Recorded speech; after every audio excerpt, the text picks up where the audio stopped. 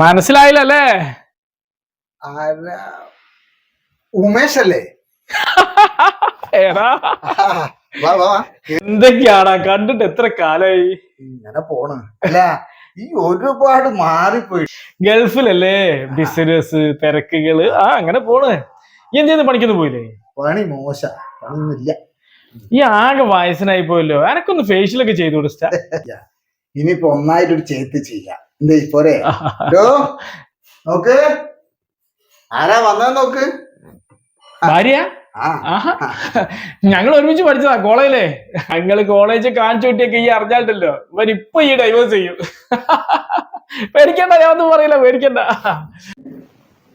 വായിച്ചു നോക്ക.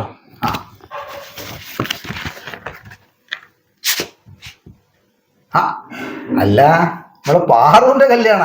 പാറുവിന്റെ കല്യാണം. ഒഴിവ് കഴിവ് പറയാൻ പറ്റൂല. അത് തന്നെയാ പറഞ്ഞത്. 3, 4, 5 അവിടെ വേണം. ഈ ഭാര്യ, അന്റെ 3 മക്കള്, അന്റെ അച്ഛൻ, അമ്മ, ഓളച്ഛൻ, അമ്മ, 9 ആള് 3 ദിവസം അവിടെ വേണം.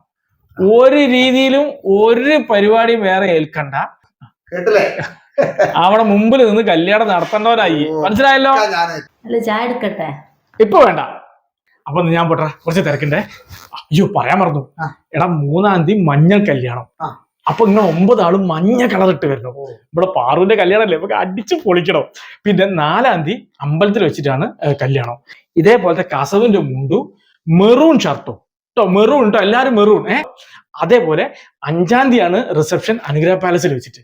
അതില് നമ്മള് ബ്ലാക്ക് പാന്റും പീച്ച് ഷർട്ടും, പീച്ച് കളർ കേട്ടോ. അപ്പൊ 3 ദിവസം 3 ഡ്രസ് കോഡാണ്. ഒക്കെ കൂടി ആയിട്ട് നമുക്ക് പാറുവിന്റെ കല്യാണം അടിച്ച് പൊളിച്ച് ഗംഭീരായിക്കാണോ. ഞാൻ പോട്ടെ, കുറച്ച് തിരക്കുണ്ട്. അപ്പൊ എന്നാ ശരി കേട്ടോ. എടാ മറക്കല്ലേ, മഞ്ഞ, മെറൂണ്, പീച്ച് 3 ദിവസം കേട്ടോ. മഞ്ഞ, മെറൂണ്, പീച്ച്. മര്യാദയ്ക്കൊരു തോർത്തും ഇല്ല.